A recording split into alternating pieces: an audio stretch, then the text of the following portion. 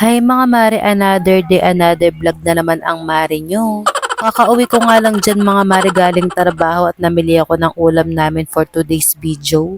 Kilig na ako sa mga nabili kong ulam mga mare kasi ito talagang gusto kong ulamin for today's video. Hinugasan ko na nga agad to mga mare bago pa mahuli ang lahat. Mukhang napadami nga mga mare yung nabili kong talong.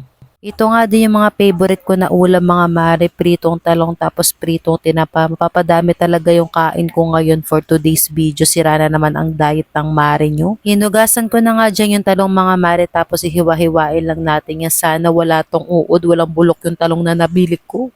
Pag bumibili kasi ako ng talong mga mare, sinisigurado ko talaga na walang butas yung talong na bibilin ko kasi ayoko na may uod tapos ayoko na may bulok. Tuwang-tuwa nga ako dyan mga mare kasi wala naman tong bulok yung nabili kong talong. O diba, perfect, walang sayang. Nakakapanghinayang kasi mga mare kapag may bulok yung nabili mong talong. Hindi ko nga niluto lahat ng talong natin mga mare kasi may balak ako sa talong na yan. Itotorot ako yung kinabukasan. So ayun na nga mga mare, samahan nyo na naman nga ako magluto ng ulam namin ngayon. Luluto na naman nga ang babaeng to at wala na kayong magagawa kundi manood. Charis! Gantong vlog ngayong ginagawa ng babaeng to araw-araw at wala na kayong magagawa kung di manood. Charot! Magbablog na nga lang tayo mga mare kaysa makapag-chismisan pa tayo sa labas at marina ng buhay ng may buhay.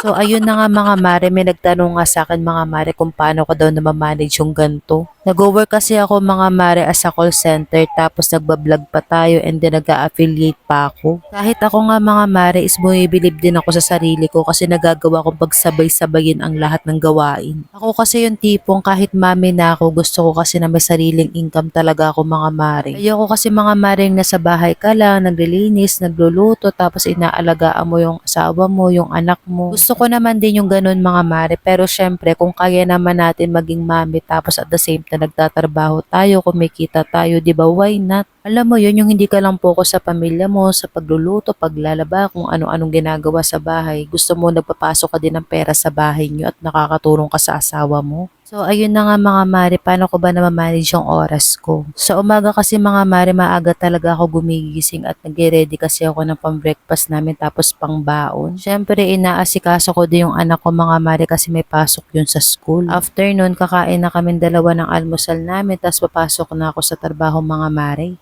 Sa araw-araw nga mga mare, binibidyohan ko lang talaga yung ginagawa ko at yun na lang talaga yung binablog ko. So ayun na nga mga mare, kapag nakaipon ka na nga na maraming video, minsan nga is nag-e-edit na ako dun sa office. Minsan nag-e-edit din ako habang bumabiyahe, ganun, kasi mahaba nga yung biyahe ko papuntang work. Pag di ko naman natapos yun mga mare, pagdating ko na maaga sa office, pag may oras pa, nag-e-edit din ako nun. Tuwing may free time nga ako mga mare, talagang nag-e-edit ako. Kasi anong oras na nga din kami nakakauwi ng asawa ko at late na rin talaga ako minsan nakakapag-voice over. So ayun lang nga mga mare, salamat sa panonood. See you sa next vlog natin.